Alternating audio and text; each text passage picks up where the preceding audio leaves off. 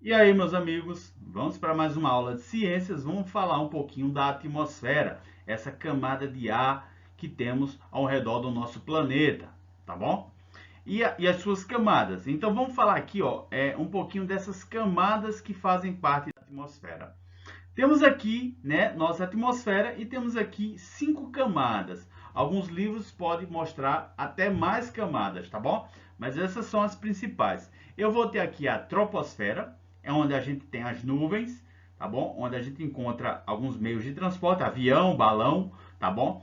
Dentro da estratosfera, a gente tem a camada de ozônio. A camada de ozônio, ela é formada pelo elemento oxigênio. São 3 átomos de oxigênio formando, né, o ozônio, que é um gás que vai proteger a atmosfera contra os raios UV, né, ultravioleta. Então a estratosfera, ela pode aqui, ó, você pode encontrar até aviões supersônicos, tá bom? Alguns caças, alguns aviões que voam em alta velocidade. Acima da estratosfera, a gente tem a mesosfera. Aqui é onde os cometas eles atingem essa camada e pegam fogo, entram em combustão, tá certo? Aqui a gente tem também a aurora boreal, tá bom? Que são raios do sol, tá bom? Raios que vão entrar em choque com a camada da mesosfera, formando essa luminosidade. A gente pode ver muito nos polos, tá bom? A aurora boreal. Que também fala do magnetismo da Terra, né? Aqui a gente vai ter esses raios solares se chocando e formando esse conjunto de cores. Acima da mesosfera, a gente tem a termosfera, tá bom? É onde vai ficar os satélites em órbita da Terra. Acima da termosfera, a gente tem a exosfera e partindo, a gente tem todo o vácuo do universo, que é a ausência do oxigênio. A gente vai ter esse vácuo.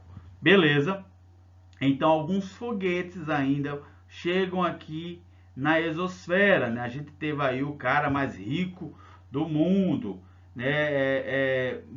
Viajando por essa camada aqui, no seu avião, no seu ônibus espacial, tá bom? Então, galera, meus amigos, falar um pouquinho da temperatura de cada camada e qual é a espessura dessas camadas. Começando com a troposfera. Ela varia de uma temperatura de 20 graus Celsius a menos 55, tá bom? Ela tem uma espessura de mais ou menos 11 quilômetros. Já a próxima camada, a estratosfera, onde está a camada de ozônio, ela vai ter essa variação de menos 55 a 5 graus Celsius, né, negativos, tá bom? Então é uma camada muito fria, diferente dessa aqui, que ainda há uma temperatura de 20 graus Celsius, uma variação, mas essa aqui vai ser muito frio. E ela vai ter uma espessura de 30 quilômetros. Já a mesosfera, a gente já tem uma temperatura mais brusca, puxada ao negativo, de menos 5 graus a menos 95 graus Celsius. Então isso aqui, a mesosfera, é uma camada extremamente fria, congelante. Então, se algum ser humano passar nessa camada, conseguisse chegar nessa camada, ele iria congelar nessa camada, tá bom? É aqui onde vai acontecer o aurora boreal, algumas descargas elétricas, e ela vai ter uma espessura de 50 quilômetros. Então, o camarada que deseja vir para essa camada, ele vai congelar. Na próxima camada, a termosfera vai sofrer uma variação brusca de aumento de temperatura, de menos 95 a 1000 graus Celsius. Ou seja, se na mesosfera o cara congela, na termosfera o cara iria esquentar bastante a mais ou menos 1000 graus Celsius, podendo derreter até alguns metais, tá bom? Então essa camada é extremamente quente, é onde fica alguns satélites aqui em órbita da Terra. Saindo dessa camada, a gente tem a estratosfera e o universo e o vácuo do universo. Beleza, pessoal? Temos aqui a composição da atmosfera, que está em torno de 78% de nitrogênio, é onde tem a maior concentração de gás, não é oxigênio, é o nitrogênio, seguido com 21% de oxigênio, é aqui o gás que a gente respira, é muito pouco comparado ao nitrogênio. E apenas 1% é de gás carbônico e outros gases, tá bom? Então, para você ver que o gás carbônico é quase insignificante, né? A menos de 1%. Né? A gente tem 21%, enquanto de 78% de nitrogênio. Então, o ar não tem a sua maioria oxigênio, mas sim de nitrogênio. Beleza? Tá aqui. Falando um pouquinho da pressão atmosférica. Na pressão atmosférica, a gente tem aqui, ó, no topo de uma montanha, menor quantidade de ar.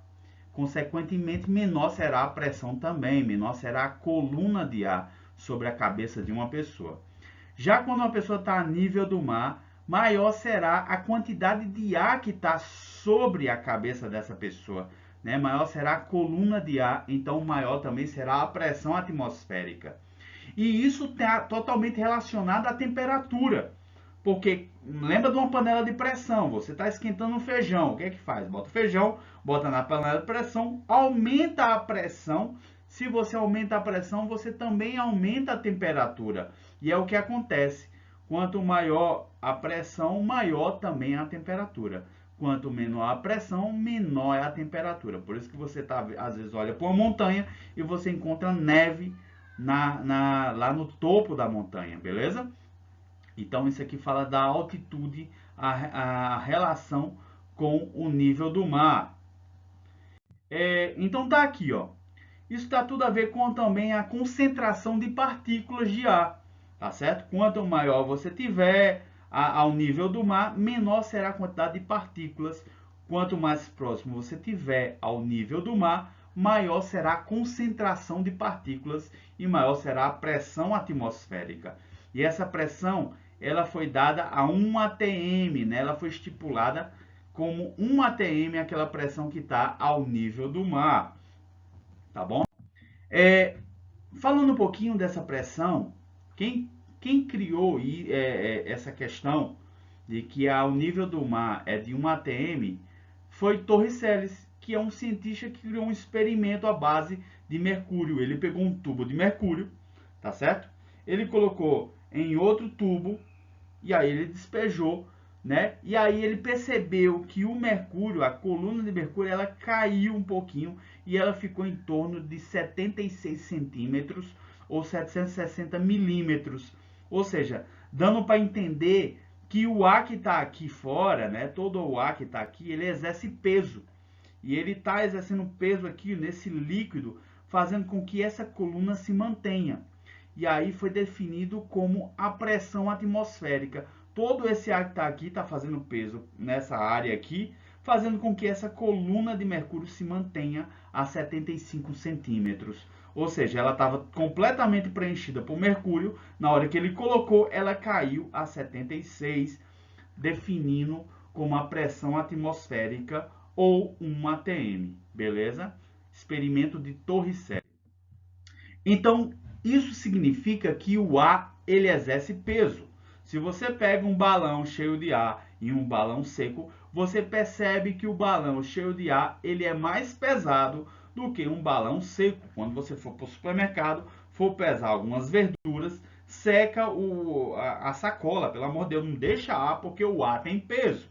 Né? Ah, professor, mas isso vai economizar alguns centavos. Beleza, mas seca. Tira o ar de dentro porque o ar exerce peso. Beleza? E é ele quem define a pressão atmosférica. Então tá aí um experimento feito por Magdeburg, que diz o seguinte, ele criou uma esfera de metal, tá bom? Ele conseguiu retirar todo o ar de dentro dessa esfera, criando um vácuo. O que é o vácuo? É a ausência de ar, tá bom? Então ele criou um vácuo, prendeu essa esfera por causa da pressão atmosférica que está sendo exercida fora dessa esfera, ela acaba ficando presa, tá bom? Por causa desse vácuo. E aí ele juntou 8 cavalinhos de um lado, 8 cavalinhos de outro, para poder puxar essa esfera que estava com o vácuo dentro, com a ausência de ar dentro, para tentar separar essa esfera. Beleza? Esse foi um experimento de Magdeburg que tentou separar, que ele criou esse experimento para mostrar o quanto existia de pressão atmosférica, tá bom? O quanto a pressão do ar era forte. Beleza, pessoal? Então a gente finaliza a aula por aqui. Valeu, até a próxima.